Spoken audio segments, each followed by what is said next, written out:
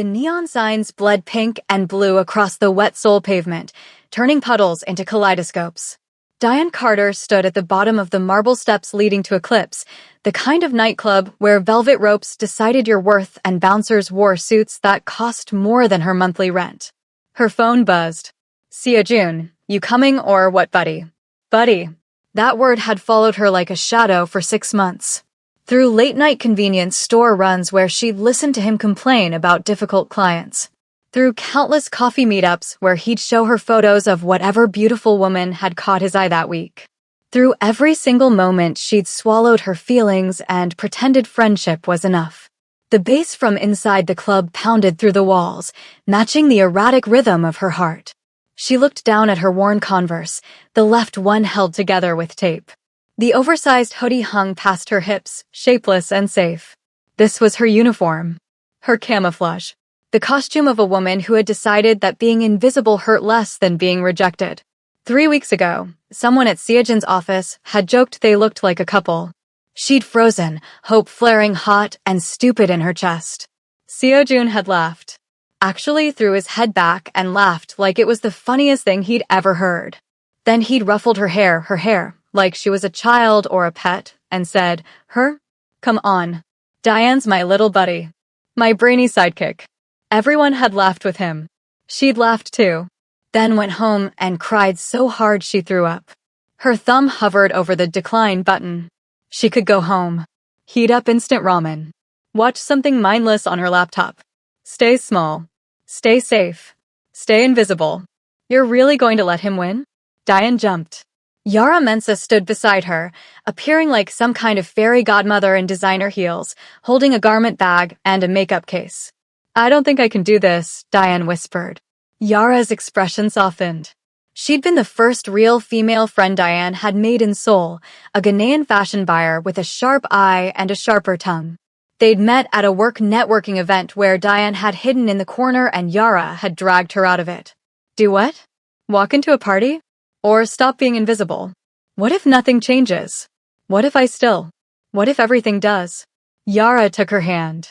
"Let me help you become visible, Diane." Not for him. For you.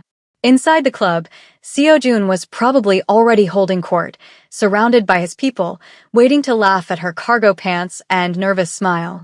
Waiting for his awkward buddy to give everyone something to joke about. Diane looked at the garment bag, then back at the club entrance. For 6 months, she'd loved him quietly. Desperately. Pathetically. Maybe it was time to love herself loudly. "Okay," she breathed. "Show me." Before we see what happens next, drop a comment and let me know, where are you watching from? Hit that like button, because what Diane does next will change everything. Trust me, someone's world is about to shatter. 6 months earlier.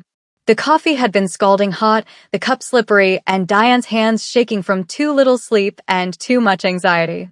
The collision happened in slow motion, her stumbling, the cup flying, and then expensive black fabric soaking up Colombian roast like a very costly sponge. Oh God, I'm so sorry. I'm so sorry.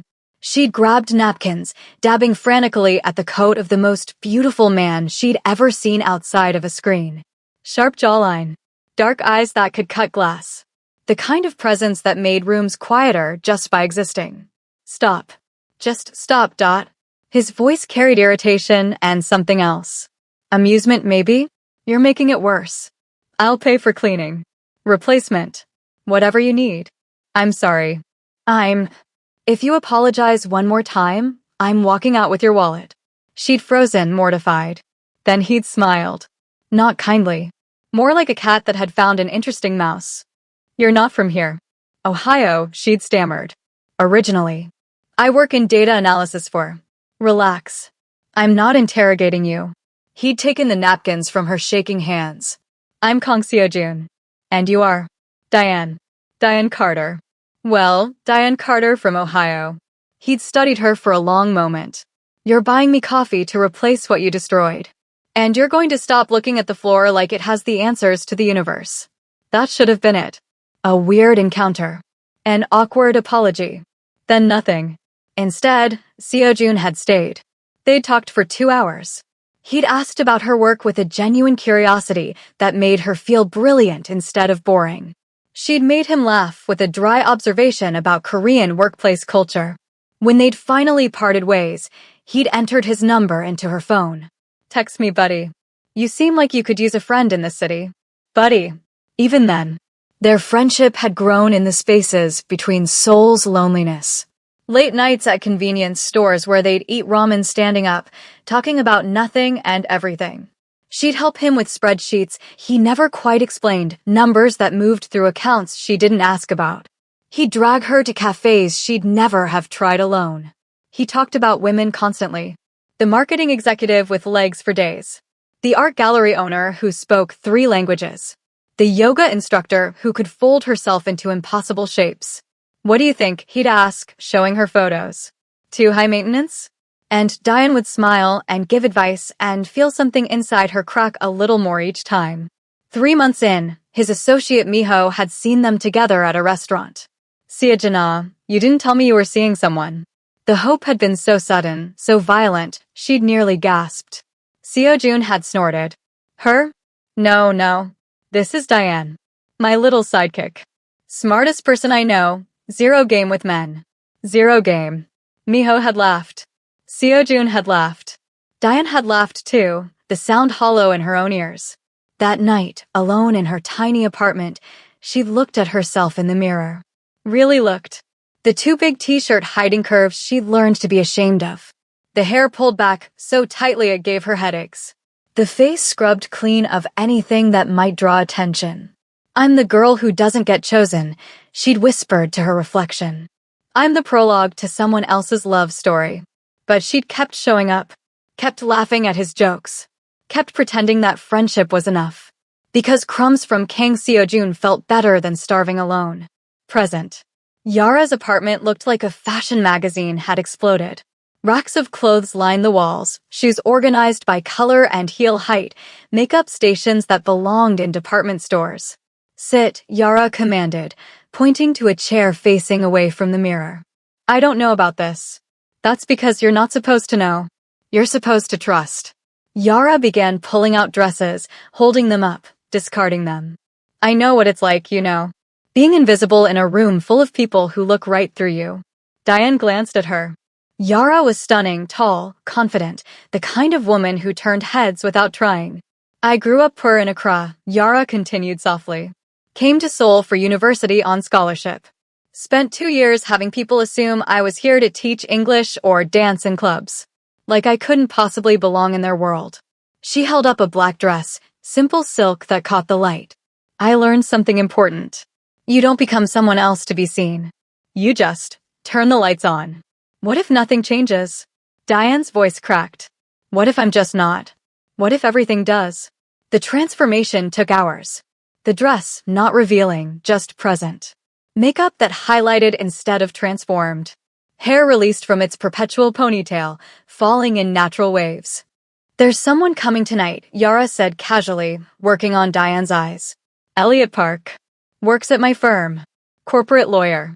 He's asked about you 3 times since the networking event." "I don't remember meeting him. You were too busy hiding in the corner, and he was too polite to corner you there." "But he noticed." Yara smiled. "He's kind, Diane. Actually kind. The kind that asks questions and listens to answers." "I don't need." "I know. You don't need anyone." Yara turned her toward the mirror. "But maybe it's time to see what it feels like when someone wants you. Not who they think you should be. Just you." Diane looked at her reflection. The woman staring back wasn't a stranger. She was just visible. And suddenly, terrifyingly, she didn't want to be Seojin's buddy anymore. She wanted to be someone's choice. Eclipse was exactly the kind of place Seojun owned without actually owning. The top floor of a glass tower where Seoul's underground elite mixed with the legitimately wealthy, where deals happened over champagne and threats were whispered between courses of imported caviar. He sat in the center of the VIP section like a king holding court, surrounded by his inner circle. Miho, his right hand, built like a boxer but sharp as a blade. Jaiwin, the crew's tech genius who could make digital footprints vanish like smoke. Sunhee, ice cold and beautiful, who handled their investor relations. "So when's your little buddy arriving?" Miho asked, grinning around the rim of his whiskey glass. Seojun checked his watch, smirking. Any minute now. Watch this. I told her to come dressed up. He leaned back, radiating confidence. She'll probably show up in cargo pants and those ratty sneakers. Maybe she'll actually wear a button-down shirt if we're lucky. Sahi raised an eyebrow. Why invite her if you're just going to make fun of her? I'm not making fun. It's endearing. She's like a puppy that hasn't figured out it's supposed to bark. Seojun waved dismissively. Besides, she's good people. Smart as hell. She just needs to get out more. Bet you 50,000 won she shows up looking exactly like she always does, Jaiwan said. Bet you 100,000 she doesn't even show, Miho added. Seojun laughed, that easy confidence of a man who'd never questioned his place in anyone's life. She'll show. She always does. The music had been pulsing with aggressive energy, trap beats, and electronic chaos. Then, suddenly, it shifted. Something slower. Smoother. A sensual rhythm that made people turn toward the entrance. The doors opened. Seojun's smile was already forming, ready to tease, ready to ruffle her hair and make some joke about her finally trying. The smile died on his lips. A woman walked in wearing black silk that moved like water. The dress wasn't revealing, it just revealed. Curves that had always been hidden under shapeless fabric. Skin that caught the low lighting. Hair falling in waves that framed a face he'd seen 1,000 times, but never really looked at. But it was her eyes that stopped him breathing. No longer aimed at the floor. No longer apologetic. Present. Then his brain caught up with his vision. Wait, he breathed. Beside her, a man in a tailored suit had his hand at the small of her back. Not grabbing. Not possessive. Just there. Respectful. Protective. The man looked at her the way people look at art in museums, like she was something precious and rare. Who is that? Miho whispered. Son, he leaned forward, eyes widening. No. Is that? That's Diane. Jaiwan nearly dropped his drink. That's Diane. Seojun couldn't speak. His glass had stopped halfway to his mouth, suspended in disbelief. This couldn't be her. This couldn't be his buddy, his sidekick, his harmless little friend who needed his protection and guidance. But it was. Her laugh carried across the club, not the nervous giggle he knew, but something genuine and unguarded. The man beside her leaned down to say something, and she tilted her head up, smiling in a way that made Seojun's chest tighten inexplicably. Damn, Miho said slowly. Your little buddy cleaned up real nice. Other men in the club were noticing. Heads turning. Conversations pausing. Someone from another table stood, clearly planning to approach. Seojun's hand tightened around his glass. Diane didn't even look his direction. She and her companion moved through the crowd like they belonged there, like she'd always belonged there, and the world was just now catching up. A guy Seojun vaguely recognized, some startup investor with more money than sense, approached with a bottle of champagne. Offering. Smiling. The man with Diane tall, handsome in an understated way, with kind eyes and an easy smile, politely declined for both of them. Not rude. Not aggressive. Just clear. His hand never left her back, but it never tightened possessively either. Something hot and irrational flared in Seojun's chest. Something that felt uncomfortably like rage but burned differently. You okay? Sahi asked, watching him carefully. Fine. The word came out sharper than intended. Then Diane turned. Her eyes swept the VIP section and landed on him. No wave. No excited smile. No rush to join him like she always did. Just acknowledgement. A slight nod, the kind you'd give an acquaintance at a grocery store.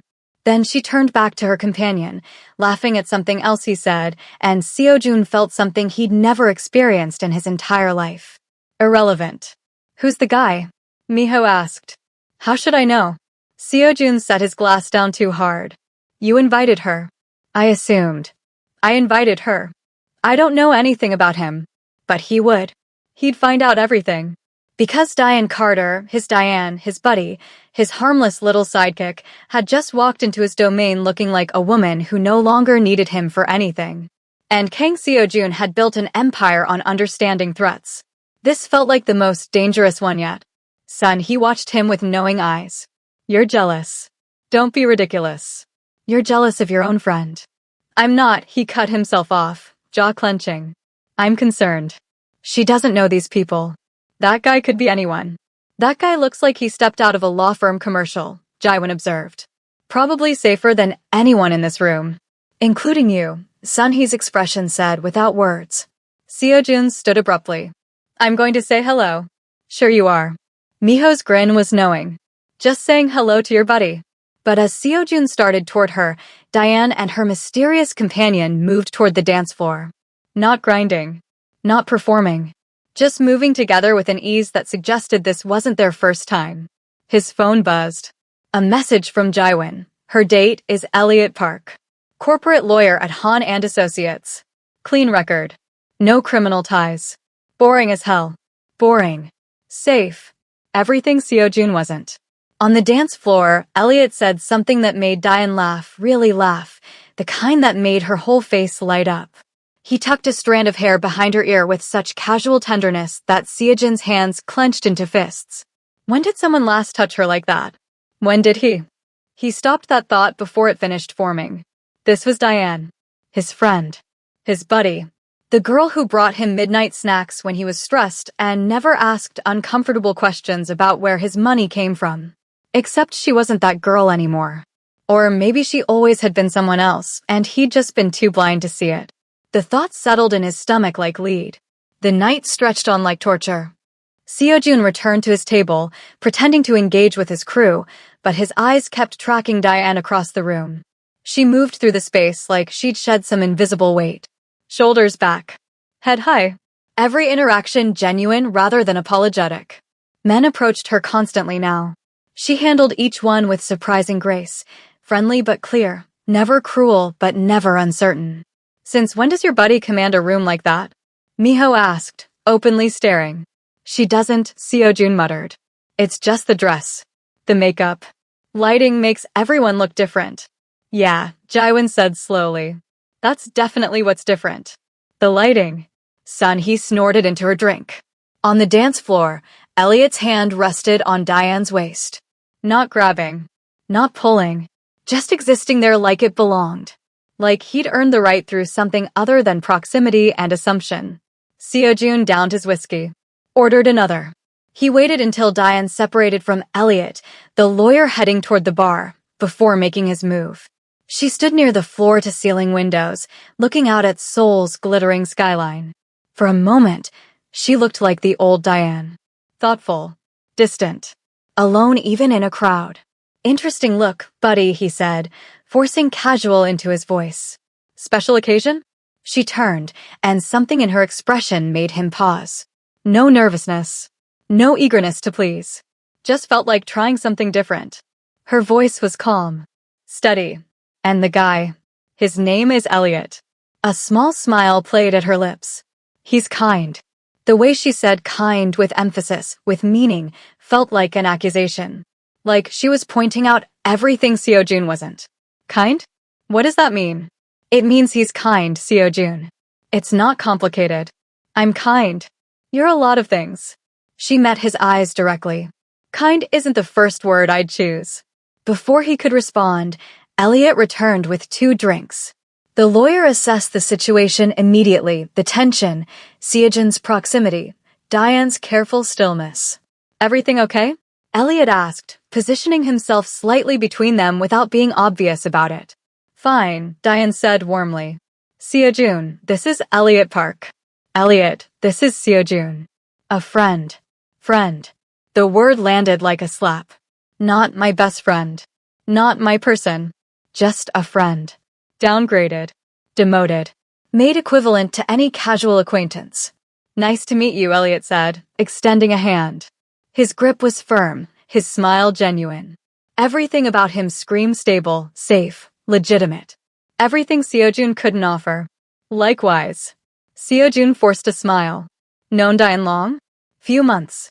We met at a professional event. Elliot glanced at Diane with unmistakable affection. I've been trying to get her to give me a chance ever since.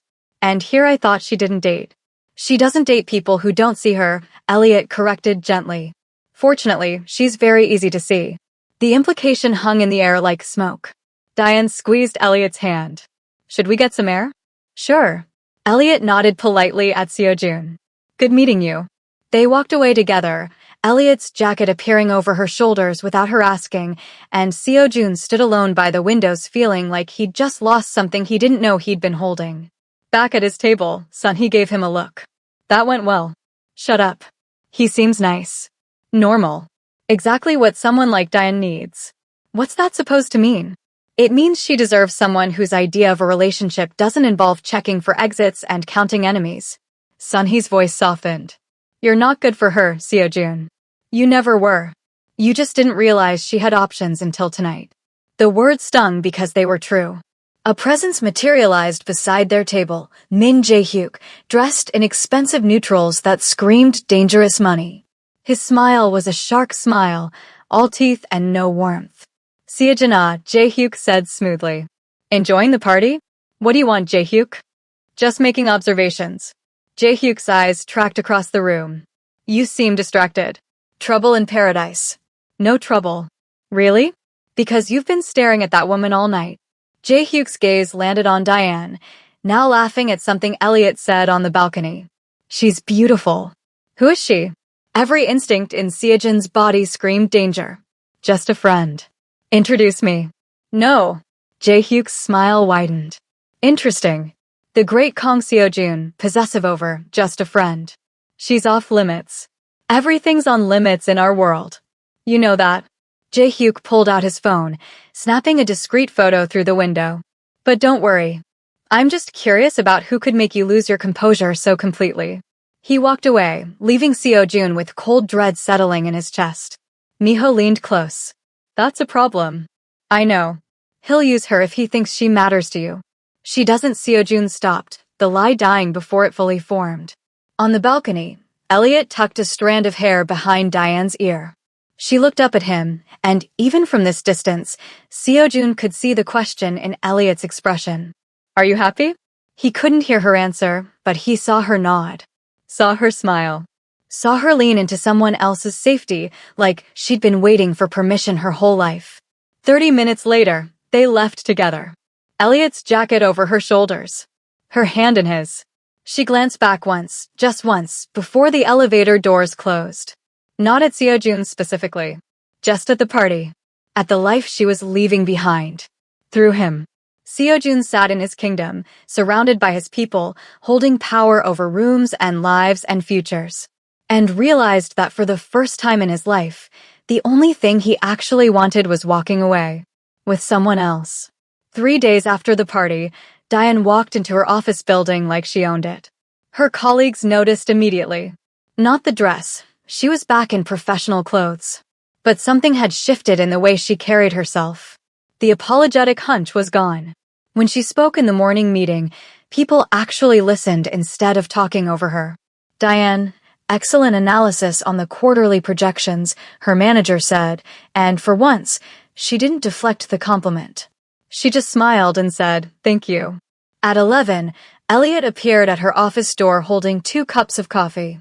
Thought you might need this, he said, that gentle smile making her chest warm. It had become their routine. Coffee at 11. Lunch on Wednesdays. Text messages that made her laugh during boring meetings. You're too good to me, she said. I'm exactly as good as you deserve. He set the coffee down, studying her face. Dinner tonight? There's a place in Itaewon I think you'd love. I'd like that. He squeezed her hand before leaving, and Diane realized she was smiling at nothing. Just smiling because she could. That evening, rain caught them between the restaurant and the subway. They ran, laughing, until Elliot pulled her under an awning. Water dripped from his hair. His shirt stuck to his shoulders. He looked at her like she was the only real thing in the world. I'm going to kiss you now, he said softly. If that's okay. Instead of answering, Diane kissed him first. Gentle. Sweet. The kind of kiss that promised safety instead of chaos. When they pulled apart, she whispered, I never knew being wanted could feel safe. It should always feel safe, Elliot said, touching her cheek. Always. Across the city, Seojun sat in his office surrounded by files on Elliot Park. Corporate lawyer. Seoul National University. No criminal record. No debt. No scandals. Parents were respected academics. The man was so clean he practically squeaked. This made everything worse. Seojun couldn't find a single flaw to exploit. No addiction. No secret family. No questionable business dealings.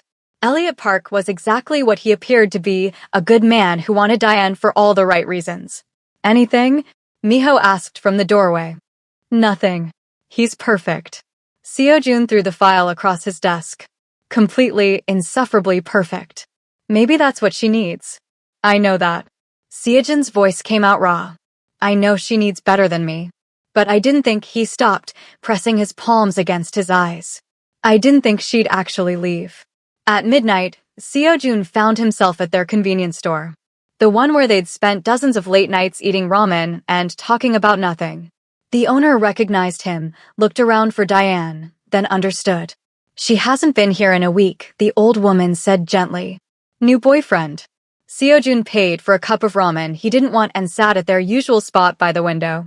He remembered Diane laughing at his terrible jokes, bringing him snacks when he was stressed about a deal going wrong. The way she'd listened to his problems without judgment, offering solutions in that quiet, brilliant way of hers. I had her, he whispered to the empty store. She was always there. I never thought she'd leave. But why wouldn't she? He'd given her nothing but scraps and called it friendship. His phone buzzed. Miho, you need to see something. 20 minutes later, Seojun stood in Miho's tech room watching security footage from Eclipse. The audio quality was surprisingly clear. His own voice. Watch this. I invited Diane. She'll show up in cargo pants and make everyone uncomfortable. Laughter. His friends making bets. His own casual cruelty displayed in high definition. It's been circulating, Miho said quietly. Someone edited it, sent it around. People are talking. Let them talk. They're not mocking the joke, Seojun. They're mocking you for losing her to some nobody lawyer. You're becoming a punchline. Seojun didn't care about that. But then Miho pulled up another message. Someone sent the audio to Diane. Anonymous account. Untraceable. The room tilted. When? This morning. Seojun's phone rang. Diane. He answered immediately. Diane. I'm coming to your office. Her voice was ice. Don't leave. She walked in 30 minutes later, and Seojun's heart broke at the sight of her. The old Diane would have cried, would have apologized for bothering him. This Diane stood in his doorway like she owned the space, eyes dry and furious. I heard what you said, she stated. The real reason you invited me. Diane, it wasn't, I didn't mean it the way it sounded. You invited me as a joke. Each word was a knife. Your awkward little buddy showing up to give everyone something to laugh at. I was being stupid. I didn't think. No, you didn't think. You never thought about how it felt to be the punchline of your life. She stepped closer. For 6 months, I thought I wasn't enough. I thought there was something wrong with me because you could never see me as anything but harmless. But I was wrong. You're not wrong. I wasn't the problem, Seojun. You were. I was performing for the wrong audience. Diane, please. You taught me something valuable, though. Her smile was bitter. You taught me that crumbs aren't love. That friendship without respect is just convenience. I do respect you. You made me small so you could feel big. The truth of it knocked the air from his lungs. I think I'm in love with you, he said desperately. The words he should have said months ago. I think I've been in love with you, and I was too blind and stupid to realize. No. Diane's voice cracked for the first time. You're not in love with me. You're in love with the idea of owning something someone else wants. You never wanted me when I was only yours. You want me now because Elliot does. That's not. Yes, it is. Tears finally appeared, but she didn't wipe them away. I loved you, Seojun. Quietly. Desperately. Pathetically. I would have given you everything. But you only started seeing me when I stopped looking at you. She turned toward the door. Diane, wait. Goodbye, Seojun. The door closed behind her with a quiet click that sounded like the end of the world. Seojun stood alone in his office, his kingdom of influence and power and control, and finally understood what he'd lost. Not a buddy. Not a sidekick. The woman who would have loved him through anything. And he'd thrown her away without even realizing she was precious. Diane sat in a quiet coffee shop in Gangnam, trying to feel human again. Confronting Seo-jun had taken everything she had. Her hands still shook. Diane Carter?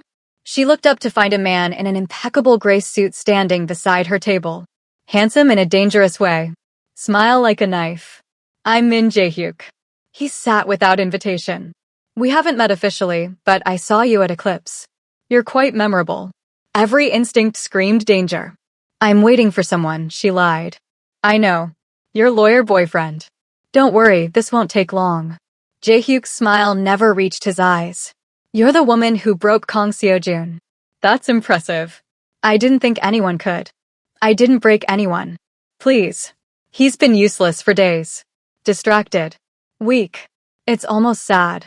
Jae-hyuk leaned forward. I know about your visa situation, Diane.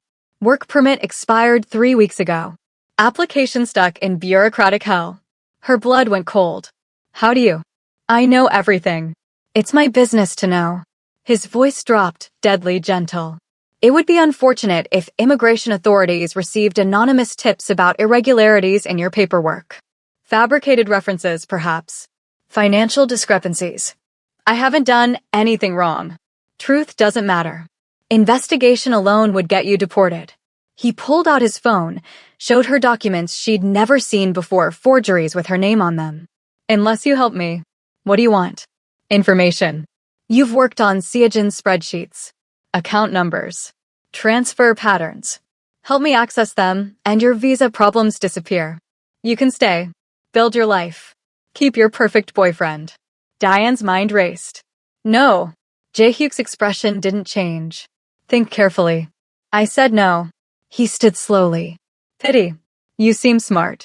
But ask yourself something. Ask your lawyer boyfriend how clean his firm's dealings with Seo-jun's businesses were. He might not be the white knight you think. He walked away, leaving Diane trembling. That night, Diane couldn't stop herself. She searched Elliot's old firm, found connections to shell companies she recognized from Seo-jun's files.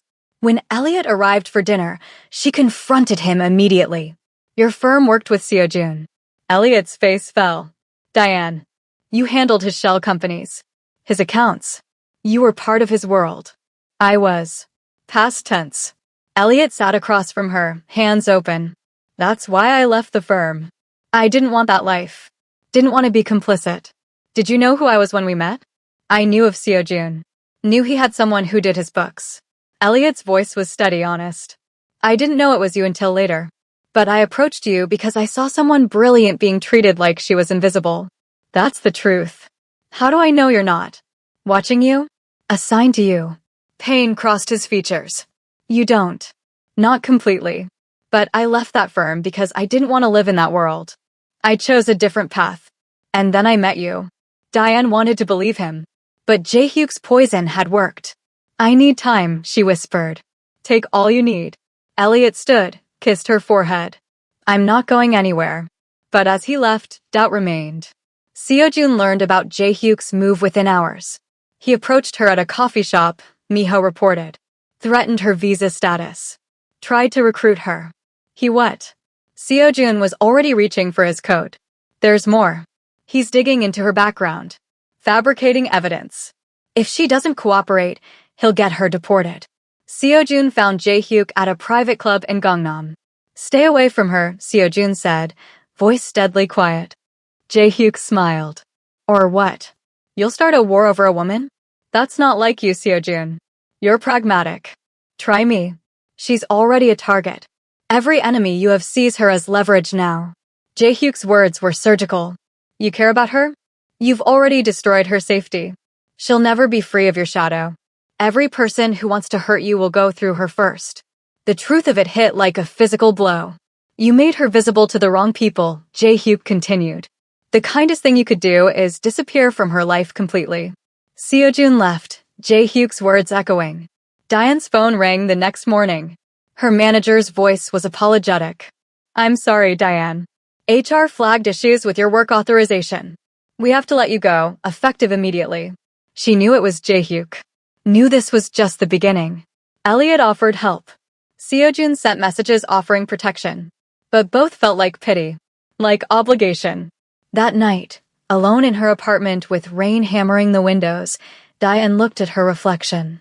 The woman who had transformed, who had found her strength. Now trapped between two worlds, both dangerous, neither fully hers. I should have stayed invisible, she whispered to the empty room. But even as she said it, she knew it wasn't true.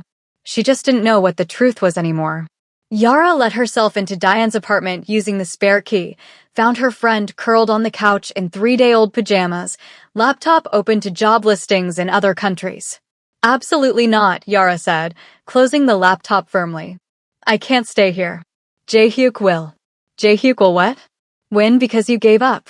Yara sat down, forcing Diane to look at her. You think this is about them?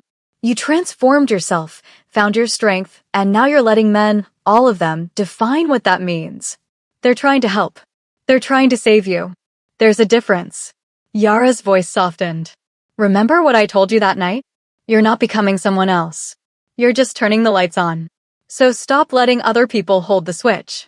Diane sat up slowly. What am I supposed to do? Jae-hyuk has connections, resources. And you have a brain that runs circles around his. Yara pulled out her phone. You worked on Seojin's accounts for months. You know how these operations function. Stop thinking like a victim. Start thinking like the analyst who sees patterns no one else can. Something shifted in Diane's chest. The fog of fear clearing. I don't need saving, she whispered. I need strategy. There she is. Yara smiled. There's my girl. Diane spent 18 hours researching. Jae-hyuk's operation was elegant, fabricated documents, strategic leaks, pressure at precise weak points. But every system had flaws. Every criminal made mistakes. She found his pattern in the spreadsheets she'd once handled for Seojun. Transactions that didn't quite add up. Shell companies with suspiciously similar structures. Then she found his current target, a city council member considering anti-corruption legislation. Jae-hyuk needed Seojin's cooperation to apply the right pressure. But more importantly, Diane had access to proof of Jae-hyuk's methods. Files she'd backed up months ago, never knowing they'd matter. Evidence that would expose not just his current scheme, but years of operation. She made 2 calls. First, Elliot. I need a lawyer. Not a boyfriend. Not a protector. Can you be that? Silence, then, yes. I can be both, actually. If you'll let me prove the difference. Come over.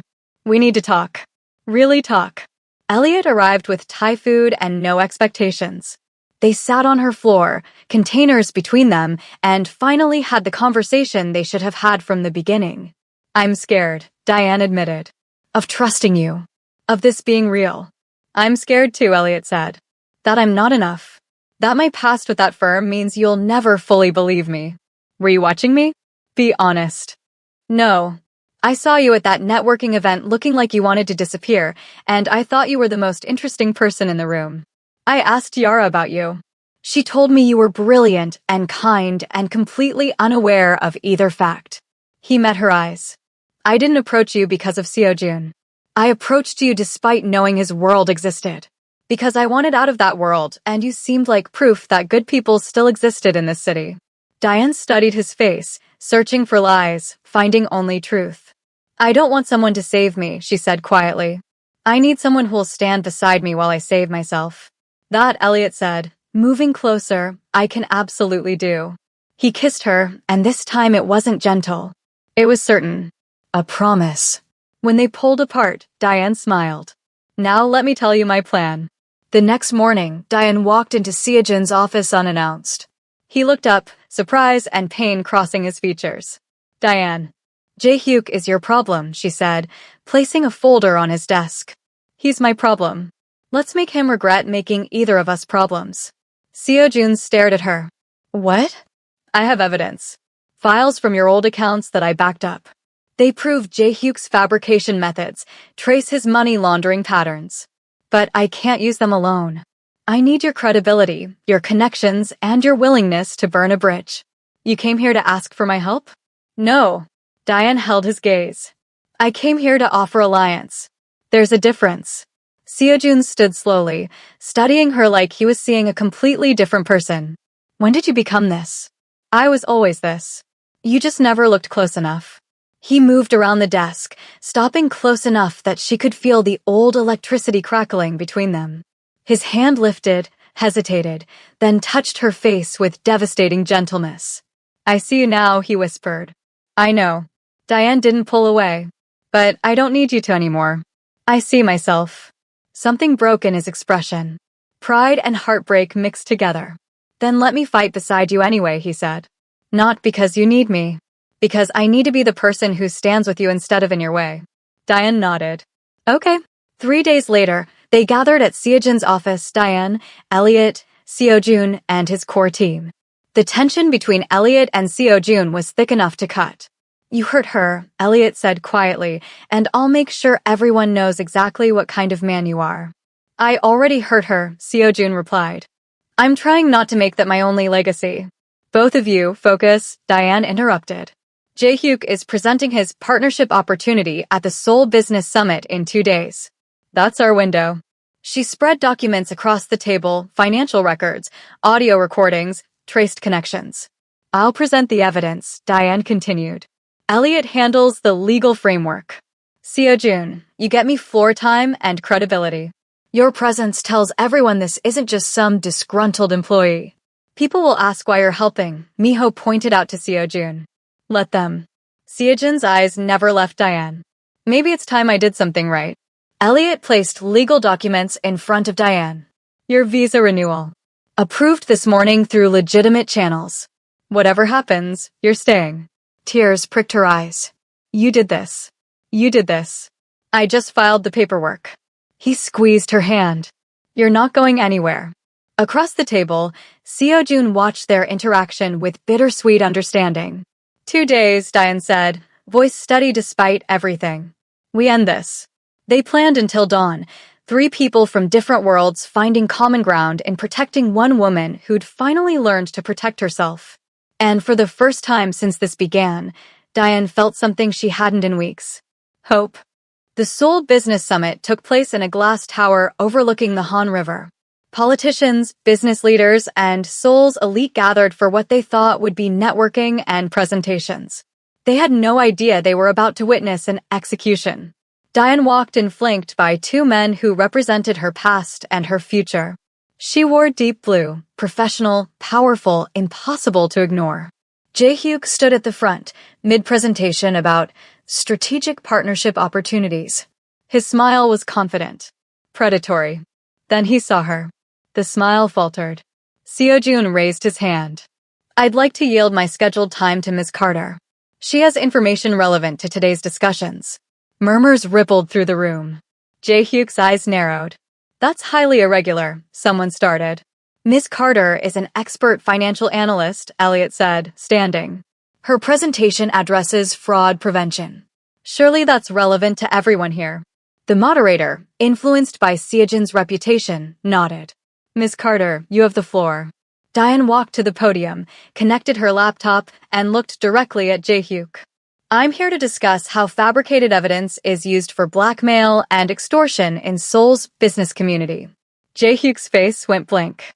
Her first slide showed document comparisons, originals versus Jae-hyuk's forgeries. Her presentation was methodical, devastating. She traced money through shell companies, showed patterns of illegal surveillance, exposed years of operation. "These techniques," she continued, voice steady, "were used to threaten my visa status, my employment, and my safety when I refused to provide information for criminal purposes." She played the audio from the coffee shop. Jae-hyuk's voice, crystal clear, making threats. The room erupted in whispers. Jae-hyuk stood abruptly. "This is ridiculous. She's an illegal worker with criminal connections." He pointed at Seojun. "She works for Kang Seojun. Everyone knows his reputation. She's playing both sides, probably sleeping with half this room." "Careful," Seojun's voice cut through the noise like ice. But Diane didn't need defending. "My visa status is legal and current," she said calmly. Elliot held up documentation. "I've never been involved in criminal activity. And my personal relationships are irrelevant to the evidence before you." She advanced her presentation. Financial records she'd backed up months ago, now showing Jae-hyuk's money laundering, his fabrication network, his blackmail targets, including 2 people in this room. These files were obtained legally during my work as a financial analyst. They've been verified by independent forensic accountants. She looked at Jae-hyuk. Would you like to explain these transactions? Jae-hyuk's composure cracked. He moved toward the podium. Both Elliot and Seo-jun shifted forward. But Diane was ready. Years of self-defense classes with Yara paid off in one smooth motion. She sidestepped, redirected his momentum, and sent him stumbling into security guards who'd been alerted by Seo-jun's team. The room exploded. Authorities present, invited by Elliot's careful planning, moved forward with arrest warrants based on Diane's evidence. Jae-hyuk was restrained, still struggling, screaming accusations that no one believed anymore. Outside, away from cameras and chaos, 3 people stood in the late afternoon sun. Seo-jun looked at Elliot. Take care of her. Then he corrected himself, glancing at Diane. Actually, let her take care of herself. Just be there when she wants you. Elliot nodded with understanding and respect. Seo-jun turned to Diane. His expression held everything he couldn't say. I'm sorry, he said quietly. For all of it. For not seeing. I know. Diane touched his hand briefly. Thank you. For showing up when it mattered. He lifted his hand to her face one last time, memorizing her features. Then kissed her forehead, blessing and goodbye. Be happy, he whispered. I will be. She walked away with Elliot, their hands linked, their future uncertain but theirs. Seo-jun watched until they disappeared around the corner. Miho appeared beside him. You okay? No, Seo-jun said honestly. But I will be. For the first time in his life, he'd let someone go because they deserved better. It hurt like hell. But it was the most loving thing he'd ever done. The fluorescent lights of the corporate office didn't feel like a cage anymore. They felt like a stage. Diane sat at her mahogany desk, her natural hair styled in a chic, confident taper, wearing a tailored cream blazer over a simple silk camisole. She wasn't hiding behind oversized sweaters or safe colors anymore. A junior analyst, a young woman who reminded Diane painfully of her former self, hovered by her cubicle. Ms. Carter? I don't think my ideas are good enough for the board meeting. Diane looked up, a warm, genuine smile breaking across her face. She reached out and placed a hand on the girl's arm. They don't see you because you're making yourself small, Sarah. Stop performing for them. Just turn the lights on. You're brilliant. Make them look. Watching the girl walk away with a straighter spine, Diane felt a surge of quiet triumph. She was paying Yara's gift forward, one spark at a time. Later that evening, the scent of garlic and rosemary filled the airy apartment she now shared with Elliot. The space was a sanctuary of soft textures and shared books. The sauce needs more salt, Elliot teased, sneaking a taste over her shoulder. He wrapped his arms around her waist, pulling her back against his chest. Diane laughed, leaning her head back. The sauce is perfect, you're just looking for an excuse to hover. He turned her in his arms, his expression becoming serious, his eyes searching hers with that same unwavering devotion he'd shown since the night they met. Happy? Genuinely, Diane whispered, her heart full. Finally. The dinner was eventually forgotten. In the quiet dimness of their bedroom, their connection felt like a prayer. There was no performance here, no need to prove her worth. As Elliot traced the curve of her shoulder, whispering how beautiful she was, Diane didn't look away. She leaned into the heat, into the safety of being truly seen. She wasn't just a buddy or a sidekick. She was the lead in her own life, cherished and desired. Afterward, tangled in the sheets, they spoke in low tones about the future, about a small house by the coast, about names for children, and the legal clinic they wanted to open together. I used to think love was a prize you had to earn by being perfect, Diane said, tracing the lines of his palm. Love isn't a prize, Diane, Elliot replied, kissing her forehead. It's a partnership. And I'm just lucky you picked me to be your partner. A few weeks later, Diane was grabbing a coffee in the city when she spotted a familiar silhouette near the window. Seo-jun. He wasn't surrounded by a wall of black-suited men. He was sitting at a small table with a woman who wore a simple sundress. She was laughing, reaching across the table to wipe a bit of foam from his lip. She didn't look at him like he was a terrifying mafia king. She looked at him like he was just a man. Diane walked over, her heart steady. Seojun looked up, and for a moment, the old intensity flared in his eyes, but it was quickly replaced by a soft, peaceful recognition. Diane, he said, standing up respectfully. Seojun. You look, well. I am, he said, gesturing to his companion. This is Hannah. Hannah, this is an old friend. The woman who taught me how to actually see.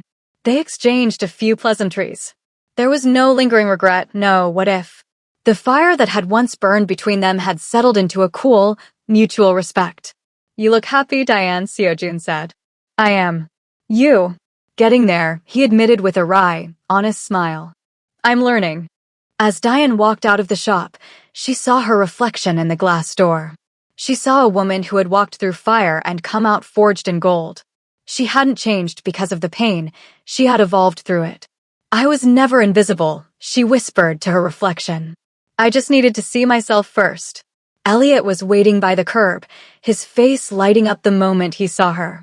He reached out, his fingers interlaced with hers, and together they walked into the bright afternoon sun.